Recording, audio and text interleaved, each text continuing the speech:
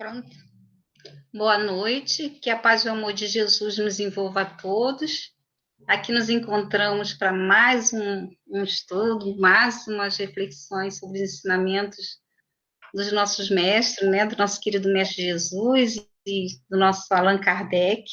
Nós temos o prazer de estar com o nosso Marcos de Mário, que é do Centro do Grupo Espírita Seara de Luz, e do Instituto Brasileiro de Educação Moral, né? Então, ele vai falar para nós hoje sobre o legado de Allan Kardec, é o tema de nossa palestra. Lembrando a todos que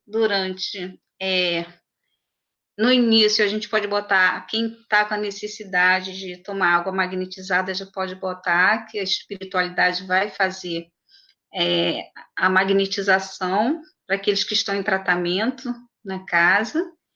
E no finalzinho, durante a prece, a gente vai receber o passe. Então, manter a nossa mente concentrada, deixar tudo organizadinho já, para quando a gente encerrar, já iniciarmos o trabalho com a espiritualidade de magnetização das águas e dos passes. Nós vamos fazer a leitura da página preparatória do livro Fonte Viva, pelo Espírito de Emmanuel, intitulada Elucidações. Porque não pregamos a nós mesmos, mas o Cristo, o Senhor, e nós mesmos somos vossos servos por amor de Jesus. Paulo, 2 Coríntios, capítulo 5. Elucidações. Nós, os aprendizes da Boa Nova, quando em verdadeira comunhão com o Senhor, não podemos desconhecer a necessidade de retraimento da nossa individualidade, a fim de projetarmos para a multidão, com proveito desejável, os ensinamentos do Mestre.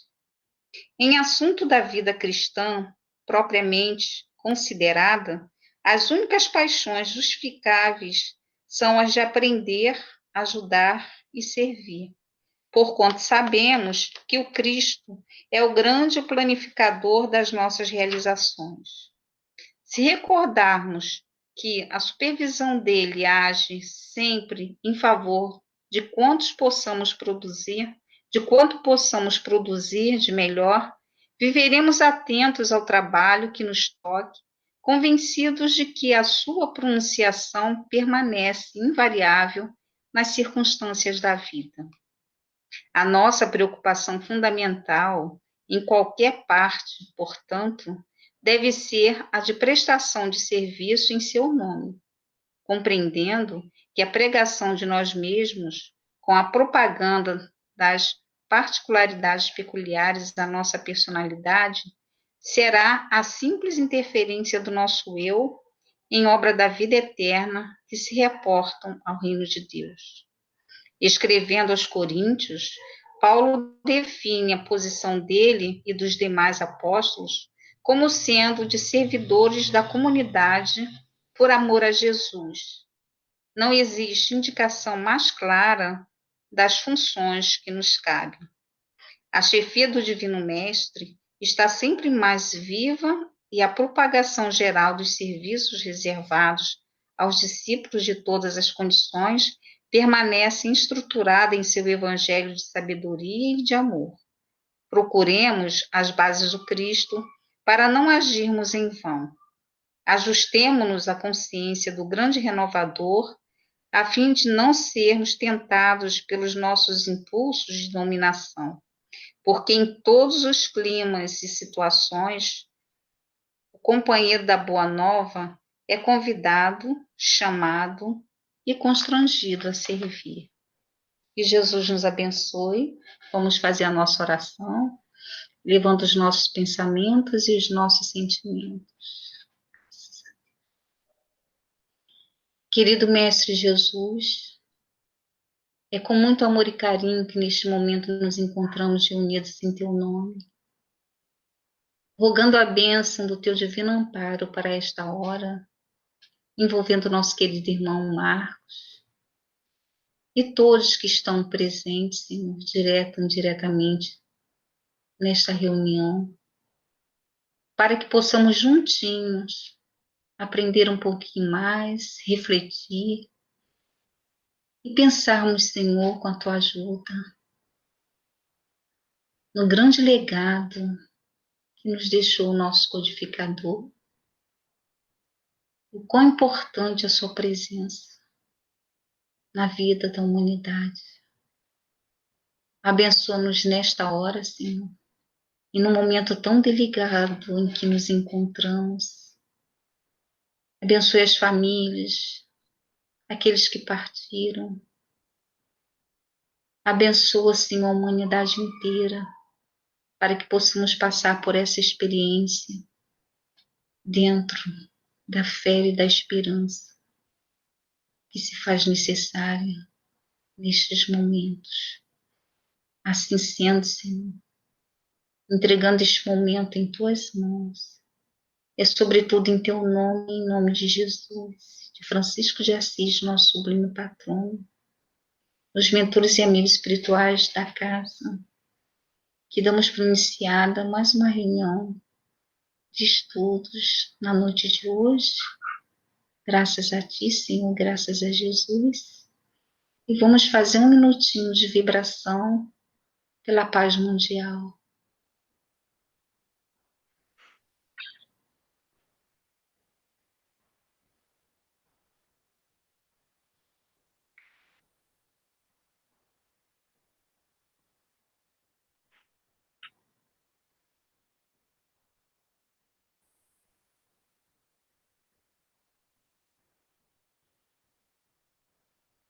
Graças a Deus. Graças a Jesus. Então, nós passamos agora a palavra para o nosso irmão Marcos. Bem, meus queridos irmãos, minhas queridas irmãs, que Jesus, nosso Mestre, nos abençoe. Com grande alegria, estou aqui com vocês, nesta data que é significativa para todos nós espíritas, já que se trata da data da desencarnação do nosso Mestre Allan Kardec, o nosso codificador, aquele que trabalhou junto com os espíritos superiores para legar a todos nós a doutrina espírita ou espiritismo.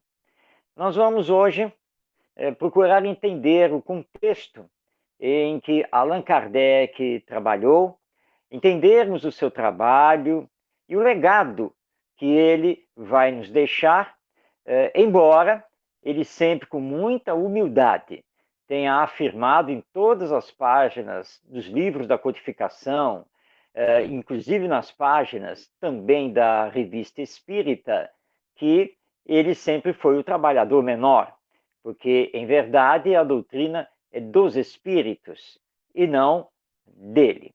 Mas antes de fazermos essa abordagem, entendamos que Allan Kardec, ou, melhor dizendo, o professor Denisard Rivail, ele vivia em pleno século XIX. Ele reencarnou no ano de 1804 e, portanto, ele pegou na França o famoso século das luzes. Ele pegou todo um movimento progressivo da humanidade nas mais diversas ciências e áreas do conhecimento. E, na sua juventude, sediado em Paris, depois de vir da Suíça, onde ele fez os seus estudos no famoso Instituto de Yverdon, lá com Pestalozzi, ele vem, então, bastante ligado a todo esse progresso e voltado à educação. Ele vai se dedicar, durante praticamente toda a sua vida, à educação. E como educador, ele vai escrever, ele vai dirigir escola, ele vai propiciar vários estudos aos franceses. Ele, junto com outro grande educador francês, que é o Lévi Alvarez, ele vai ser pioneiro em terras francesas de fundar uma escola exclusiva para a educação das moças, já que a lei francesa da época não permitia que as mulheres estudassem. As escolas eram apenas e tão somente para os homens. Então, ele é um pioneiro também dentro disso. Outro pioneirismo do nosso Denisar Rivail é que ele, além de lançar o método pestalozziano em França, ele também entregou um plano para o governo francês que previa, entre outras coisas, a criação das chamadas escolas normais, ou seja, as escolas de formação de professores, coisa que também não existia na França. Ele foi o primeiro a propor que o governo francês adotasse um projeto pedagógico de educação moral, calcado no que hoje nós estamos defendendo, que seria a educação dos sentimentos, a educação em virtudes, e que Denisar Rivaio já defendia e tentava trabalhar. Agora, ele pegou um período muito conturbado, politicamente falando, na França. Aqueles que conhecem um pouco da história francesa sabem que houve a Revolução no ano de 1789, portanto, ainda no século XVIII, que derrubou a monarquia. E durante 10 anos, os revolucionários lutaram para que a França se mantivesse uma república. Até que Napoleão Bonaparte, o general, defendendo a França, comandando o seu exército de invasões inimigas, ou seja, de outros estados que eram monarquistas, como era o caso da Áustria, da Prússia, que será a Alemanha e da Inglaterra, Napoleão Bonaparte vai ser eleito, então, para o diretório, porque a França era governada não por um presidente, mas era um diretório, uma espécie de uma junta formada por 3 pessoas que comandavam o país.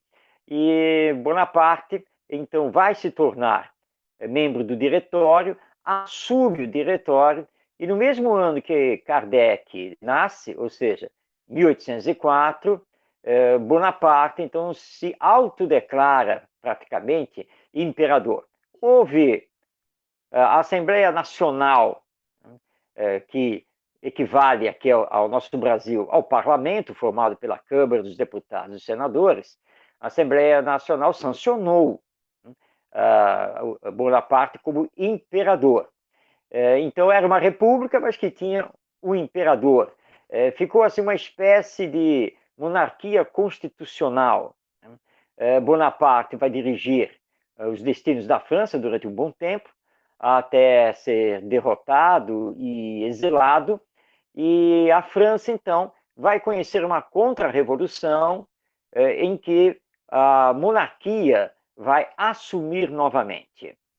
Depois, passado um pouco de tempo, há uma contra-revolução, a revolução vence novamente, a França passa a ser outra vez uma república, e finalmente, em 1848, há também uma nova tomada de poder, um pouquinho antes disso, né? Houve uma novamente tomada de poder da monarquia, e em 1848, novamente a monarquia cai, e finalmente a república, a democracia, ela consegue se instalar em definitivo na França.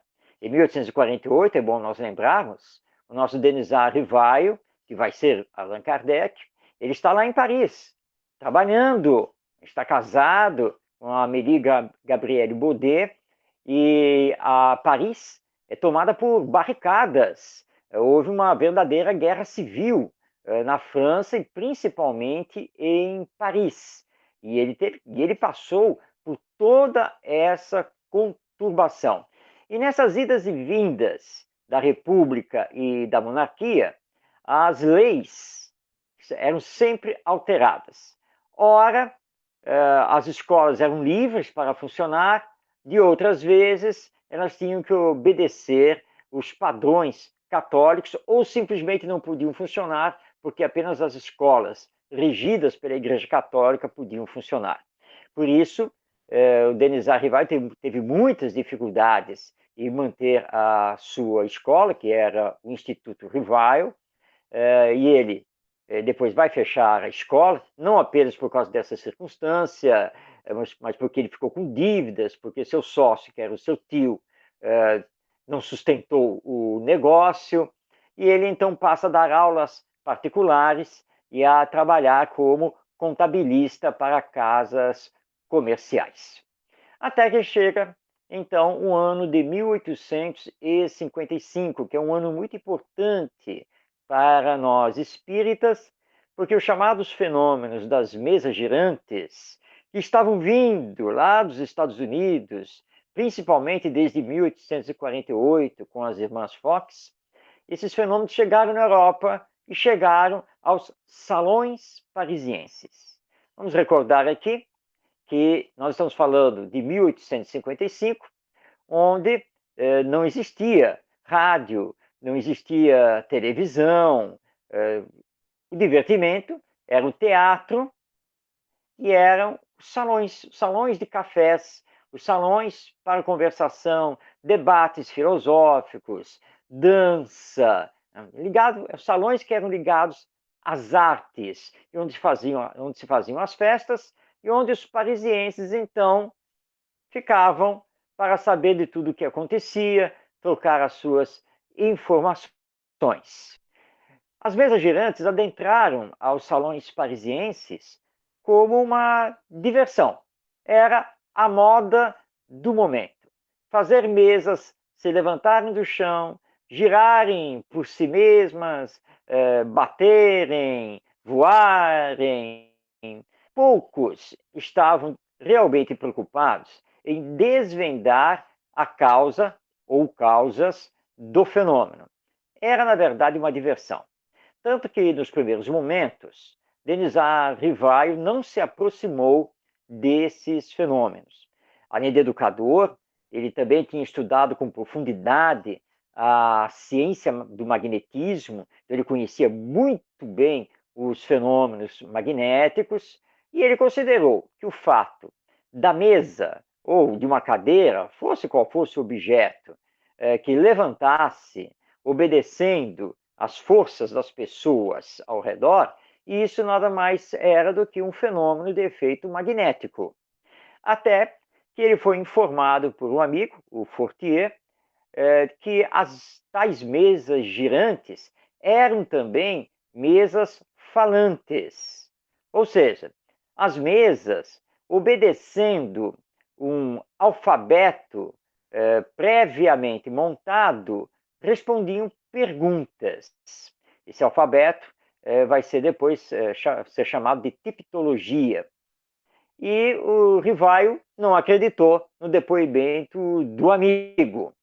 Mas ele continuou a receber depoimentos até que o Fortier o convenceu a comparecer a uma reunião para assistir, então, o fenômeno da dança das mesas girantes e delas, então, respondendo perguntas. Era um sistema bastante arcaico, bastante primitivo, mas era o que se tinha na época, de combinar que a mesa batesse um dos seus pés no chão e se ela desse, por exemplo, uma batida, significaria sim. Se ela desse 2 batidas no chão, significaria não. Então, o alfabeto tipológico começou assim, um código. Depois, colocaram, então, todas as letras do alfabeto e os números de 0 a 9 em cartões no chão.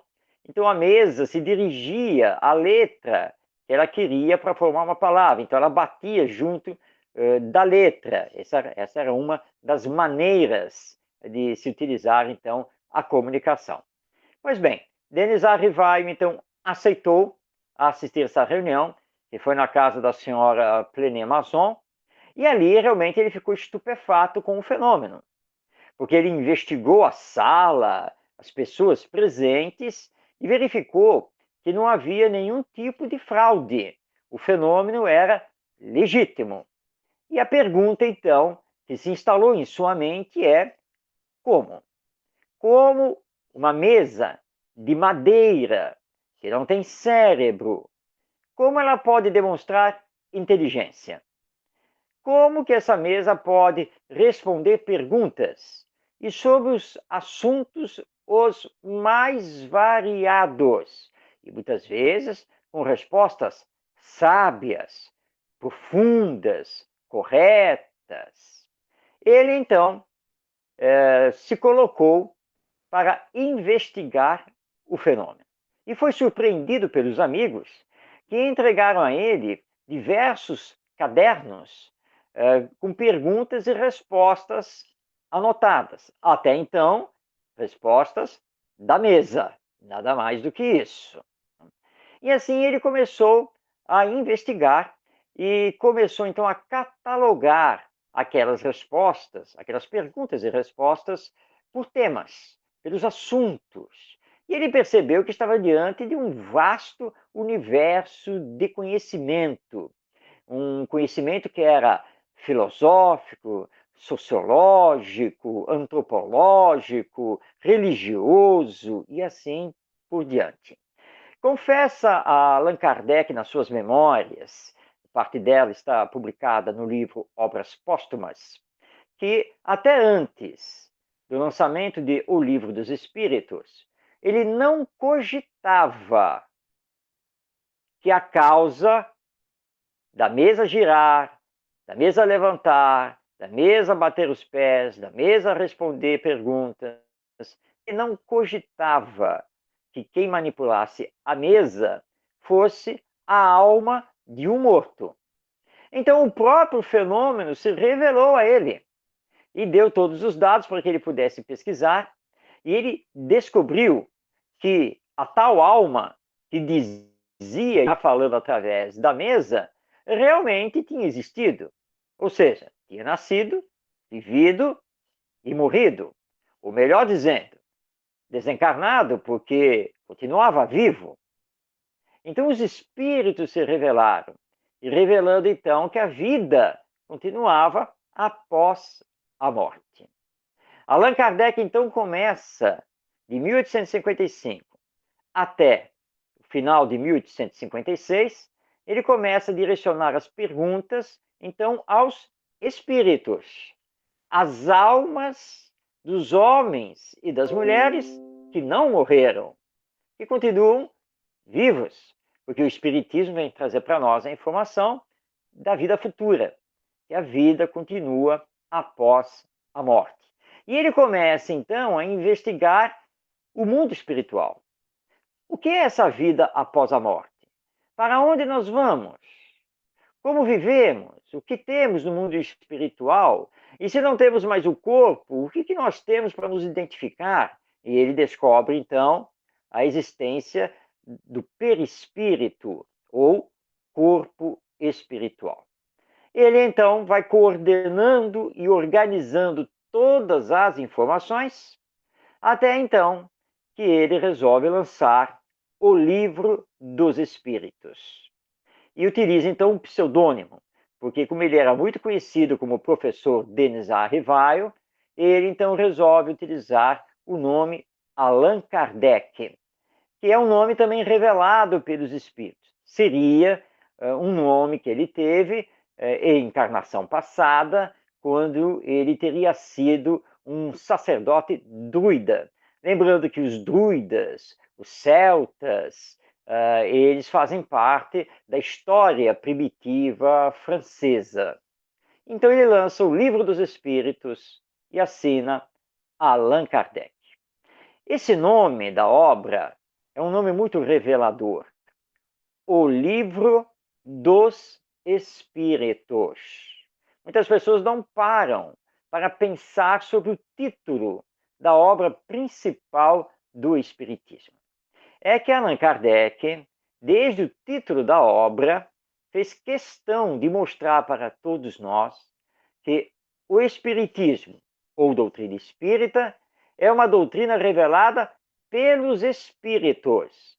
Ela não é de elaboração humana. E, portanto, Allan Kardec não é o fundador do espiritismo. Também não é o criador do espiritismo. Ele é o codificador, ou seja, aquele que organizou, aquele que investigou, aquele que pegou os princípios do espiritismo e estudou a sua aplicação na vida, as suas consequências. E Kardec passou a sua vida sempre falando isso. Eu não sou chefe do Espiritismo. Eu não sou fundador do Espiritismo. Os Espíritos é que revelaram todas as informações. Os Espíritos é que deram todos os assuntos. Os Espíritos é que nos entregaram todos os princípios. E aí nós pudemos elaborar a doutrina. Porque o Espiritismo é uma doutrina, ou seja, é um conjunto de princípios. E esses princípios são a existência de Deus como Pai e Criador, a imortalidade da alma, a comunicabilidade entre as duas dimensões da vida, que é a nossa mediunidade, e a lei de evolução. Allan Kardec apresenta esses 4 princípios como sendo os básicos. Deles, nós vamos ter os que vamos chamar aqui de subprincípios, como reencarnação, livre-arbítrio e assim por diante. Então, é uma doutrina. Doutrina que tem por finalidade realizar o desenvolvimento moral da humanidade. E o Espiritismo é claro ao nos dizer que a humanidade só pode se desenvolver moralmente se seus indivíduos, aqueles que formam a humanidade, realizarem a sua transformação moral. Daí, portanto, o Espiritismo ter como uma de suas bases os ensinos morais de Jesus. E aí o Espiritismo também é uma doutrina cristã. Allan Kardec nos diz que o Espiritismo é uma doutrina filosófica com bases científicas e de consequências morais. O Espiritismo não é uma religião. Não é uma religião no sentido formal, no sentido em que a maioria entende essa palavra religião. Porque quando falamos em religião, nós estamos subentendendo dogmas, estamos subentendendo rituais, hierarquia sacerdotal, igreja. O Espiritismo não tem nada disso. O Espiritismo é simples.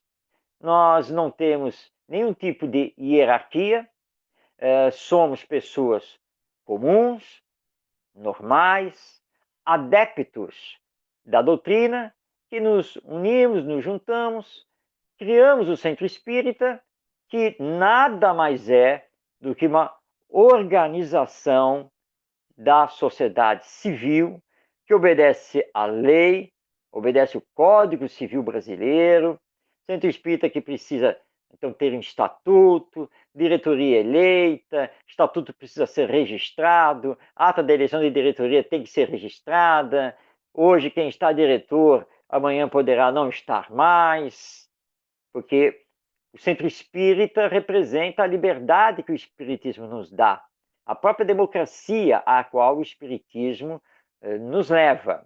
E não temos dogmas, nós temos princípios doutrinários, mas dogmas não, porque o dogma é sempre um princípio fechado e indiscutível. Ele seria uma verdade absoluta. No Espiritismo nós não temos isso, e nós estamos sempre estudando e aprofundando os seus princípios, sempre vendo se eles estão realmente corretos, se eles formam realmente essa base firme. E até hoje, nós só temos então descoberto que os princípios que formam a doutrina espírita vêm sendo, na verdade, corroborados pelas próprias pesquisas da ciência humana e que os espíritos, ao longo do tempo, vêm confirmando esses mesmos princípios que formam a base do espiritismo. E aí, então, Allan Kardec, lançado o livro dos Espíritos, Ele então continua a sua obra e no ano de 1858 ele vai lançar, no mês de janeiro, a primeira edição, o primeiro número da Revista Espírita, que ele então coordenou durante 12 anos, até desencarnar. Foi uma revista mensal. E em abril de 1858, ele consegue a autorização para criar a Sociedade Parisiense de Estudos Espíritas, ou Sociedade Espírita de Paris, como carinhosamente eles se referiam à instituição, e que estabelece, então, o primeiro centro espírita legalizado do mundo, ali em Paris, a Sociedade Parisiense de Estudos Espíritas. E ele não para mais de trabalhar, vai, na sequência, lançar várias obras, o que é o Espiritismo, o Livro dos Médiuns, o Evangelho segundo o Espiritismo, o Céu e o Inferno, a Gênese, recebe correspondência do mundo todo, mensalmente, redigindo e publicando a Revista Espírita, e ainda teve tempo de fazer algumas viagens de divulgação, a mais famosa delas no ano de 1862, quando ele visitou 20 cidades na França para fazer palestras divulgando o Espiritismo, que já se espalhava, né? Não apenas na França, mas também pelos outros países europeus e também para toda a América, inclusive aqui no Brasil. Essa é a história do nosso Allan Kardec, que vai desencarnar em março de 1869 e que nos deixou um legado.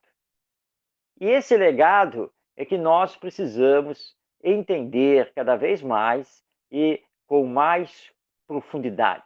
Tomando muito cuidado, aqui no Brasil, onde a árvore do Espiritismo cresceu muito, nós temos o maior movimento espírita de todo o planeta aqui no nosso país, mas, ao mesmo tempo, nós temos alguns graves problemas, porque, culturalmente falando, nós, brasileiros, estamos muito longe, mas muito longe do que os europeus têm em termos de cultura, em termos de conhecimento. Daí porque, nos primeiros tempos, o movimento espírita brasileiro ele incorreu em vários equívocos, e chegando mesmo a desfigurar um tanto quanto a mensagem do Espiritismo, a sua finalidade. Durante muito tempo, nós ficamos voltados dentro dos grupos espíritas para mediunidade e assistência espiritual e social. E deixamos de lado os estudos, deixamos de lado a educação das novas gerações, ou seja, a parte filosófica do Espiritismo, que é tão importante, que vai realizar a nossa transformação moral, ela ficou durante um bom tempo em segundo plano. Até que o movimento espírita brasileiro começou a se organizar, e nessa organização, a partir de 1949, com o surgimento do Conselho Federativo Nacional da Federação Espírita Brasileira, nós passamos a ter o chamado movimento de unificação, e esse movimento, paulatinamente, veio estudando melhor o Espiritismo e publicando opúsculos diretivos para os centros espíritas. Até que na década de 1980, foi lançado, então, um amplo programa, uma ampla campanha de estudo sistematizado da doutrina espírita, campanha essa que nós estamos realizando até os dias de hoje, assim como também a campanha nacional de evangelização espírita e infanto-juvenil. E aí, então, o movimento espírita brasileiro começou a entender melhor o espiritismo e a praticá-lo melhor. Vou dar aqui um depoimento pessoal, porque sou espírita conscientemente desde a minha adolescência e desde a minha juventude eu atuo no movimento espírita, na sequência como palestrante, escritor, então tenho percorrido muito o Brasil e graças à internet, a partir ali mais ou menos, né, de 1995, quando a internet começou a pegar mesmo aqui no Brasil, a divulgação do espiritismo veio corrigindo práticas equivocadas. Na minha história de divulgador do espiritismo, passei por situações, esse Brasil afora, muito delicadas, com companheiros espíritas e grupos espíritas, por encontrar muito achismo, muito espiritismo à moda do diretor fundador do grupo espírita. E essa é uma situação perigosíssima, muito delicada, mas com o advento da internet e essa comunicação instantânea que pega todos os pontos, com os vídeos das palestras de Val Pereira Franco, por exemplo, o resgate dos dois programas Pinga Fogo, com a participação do nosso Chico Xavier lá em 1971, enfim, veio alicerçar a divulgação que já se fazia através dos livros e dos encontros regionais e dos seminários. Então, os desvios doutrinários, ou melhor dizendo, os desvios nas práticas espíritas, começaram então a minimizar. E hoje nós podemos dizer que o movimento espírita brasileiro, ele representa muito melhor a própria doutrina espírita. O que, aliás, é o que nós espíritas temos que fazer, porque nós somos adeptos do espiritismo. E aí nós temos o legado kardeciano. Kardec sempre.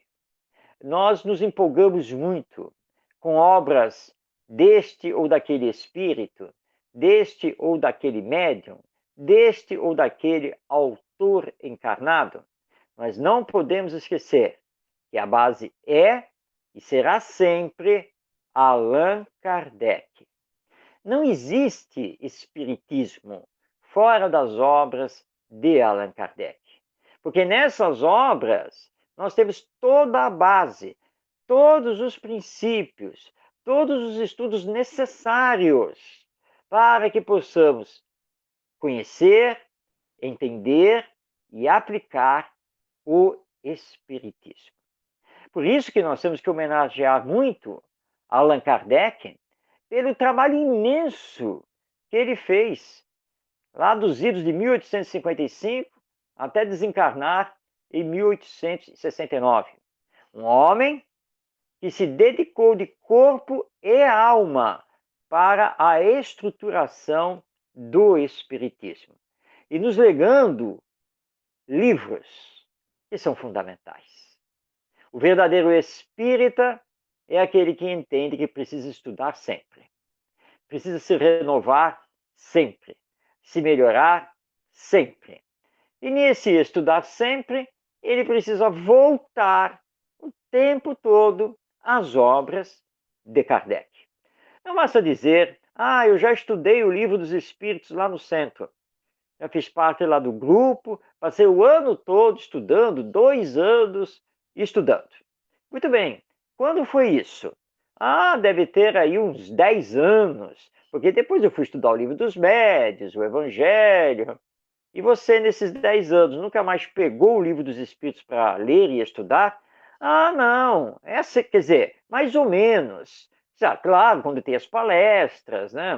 Os palestrantes abordam questões e temas lá do Livro dos Espíritos, né? Às vezes, por causa do tema lá no grupo de estudo, mas assim, não, voltar a ler mesmo, todo o Livro dos Espíritos, do começo até o seu final, não, mesmo porque eu não tenho mais necessidade, né? Eu já estudei essa obra.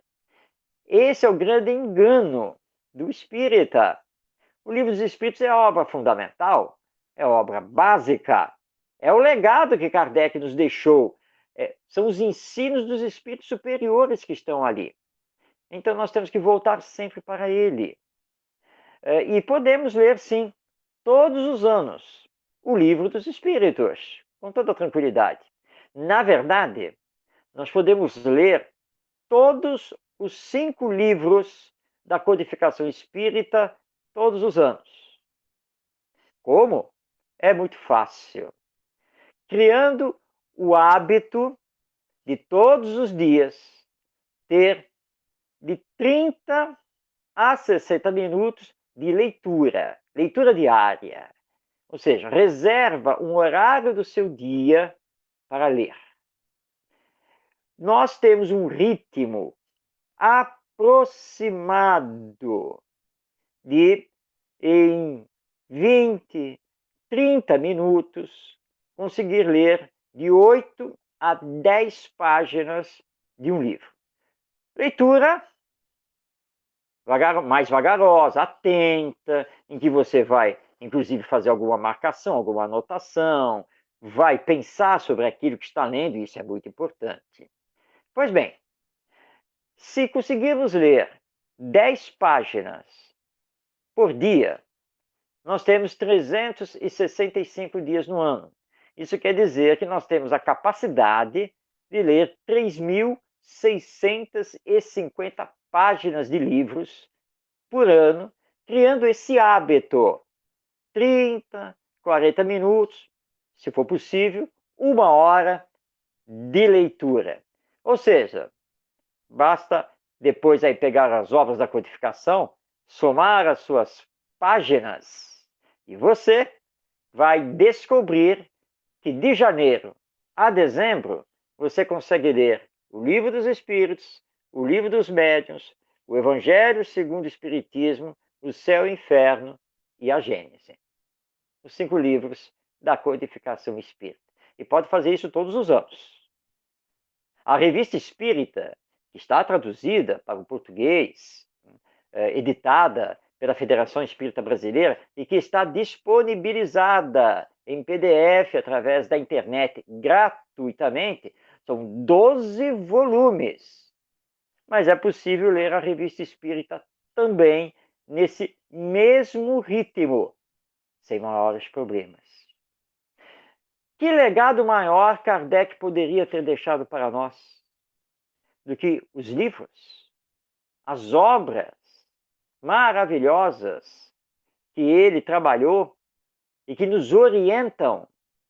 Ele que trabalhou com os espíritos superiores através de diversos médiuns, ele que pensou, que gastou as noites escrevendo, sentindo as intuições dos bons espíritos, para deixar justamente esse legado, que é o legado do espiritismo. Não é o legado dele, não. Claro que ele estudou, claro que ele escreveu por si, ele raciocinou, ele pensou, ele teve um trabalho imenso. Mas ele sempre fez questão de dizer: a obra não é minha. Não fosse o amparo dos bons espíritos, não fossem as intuições do espírito de verdade, eu não conseguiria ter feito o que eu fiz. Eu não conseguiria ter escrito tudo o que eu escrevi, por exemplo, para fazer as edições mensais da Revista Espírita.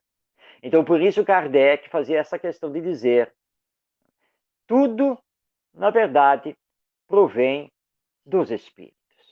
O mérito é deles.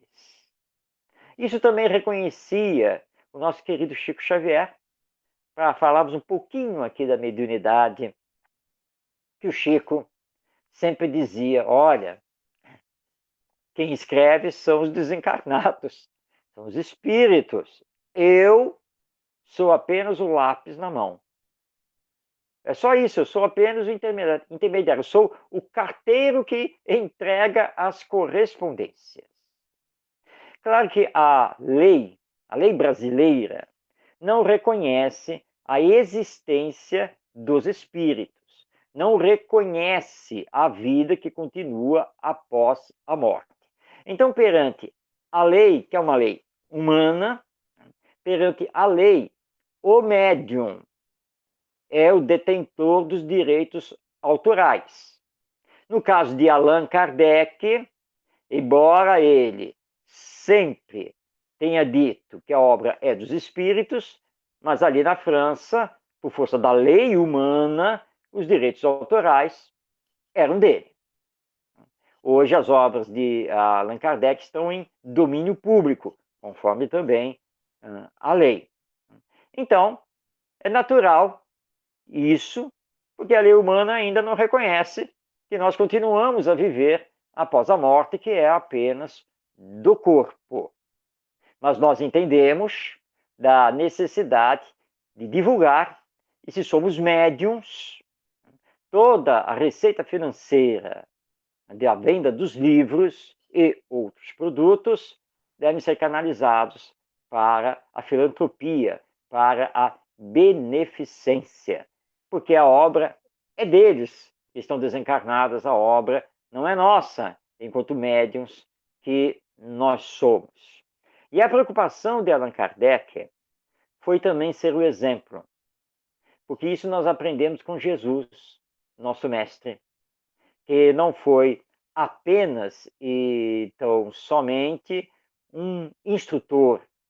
Ele não foi aquele que apenas veio ensinar. Ele ensinava e exemplificava. Ele também era aquilo que ele dizia, aquilo que ele mostrava aos seus discípulos e ao povo. E Kardec procurou ser também o fora da caridade não há salvação, ter o bom coração, estar pronto para auxiliar, para atender, para orientar. E é isso que nós temos também que fazer, olhando para o nosso codificador e vendo um homem que, ao descortinar a imortalidade da alma e a reencarnação, dedicou a sua vida inteiramente a isso, assim que ele pôde, porque ele havia se aposentado, então ele toma a decisão de viver apenas e tão somente da aposentadoria, que não era grande coisa naquela época na França, que ninguém se iluda. Nós estamos falando ali do final da primeira metade do século XIX e a segunda metade desse século, que não tem comparação com a nossa atualidade. Tudo está extremamente modificado. E ele, então, trabalhou ali o espiritismo, totalmente dedicado e vivendo da forma mais simples possível, porque era o que lhe permitia o orçamento através da aposentadoria e também a Amélie Baudet, que também estava aposentada, porque ela tinha sido professora e também pôde fazer a sua aposentadoria naquela época. É um exemplo que nós temos que lembrar o tempo todo e recordarmos que, enquanto espíritas, nós precisamos representar da melhor maneira possível o espiritismo. A doutrina que dizemos esposar, que dizemos seguir.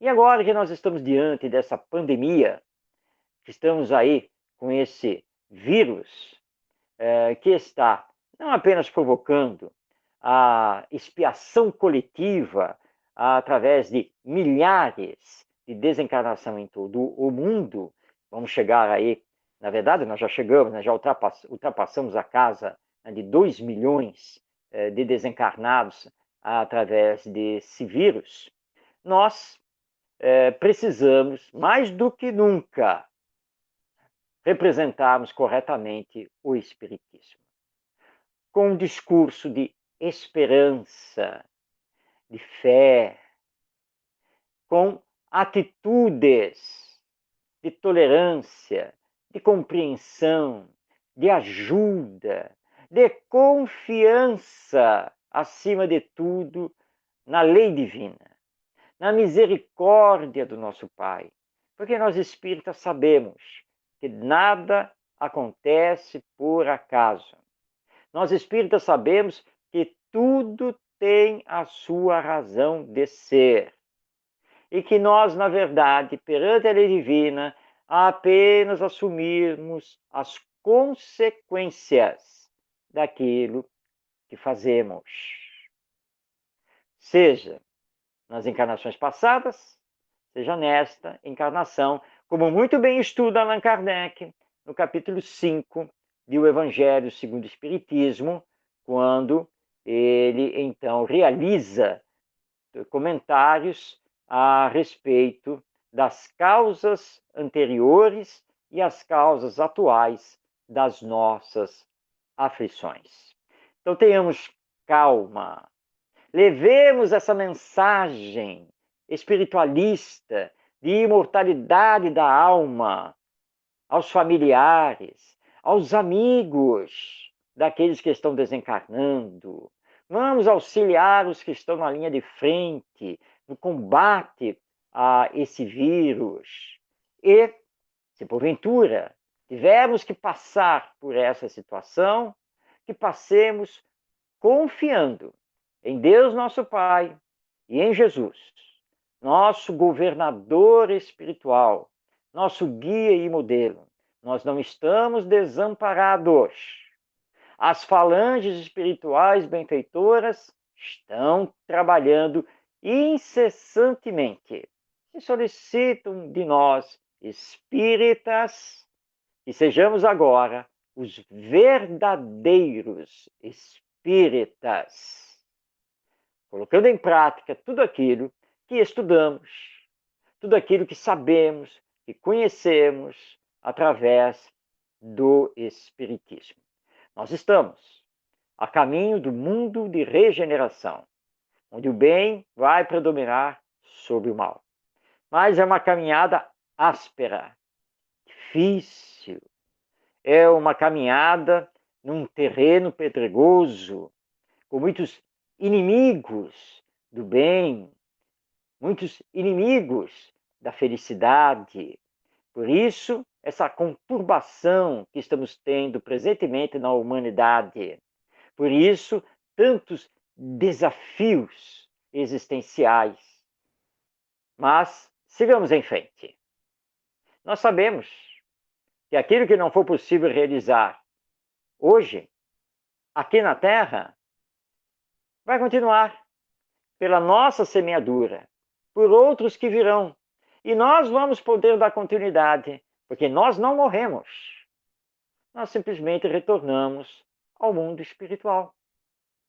E como espíritos, como almas imortais, nós vamos dar continuidade a esse trabalho e vamos fazer parte dessas falanges benfeitoras, caso estejamos permitindo que o Espiritismo, de fato, nos transforme moralmente, corrigindo então as nossas más tendências para podermos ser semeadores do bem, do amor e da paz.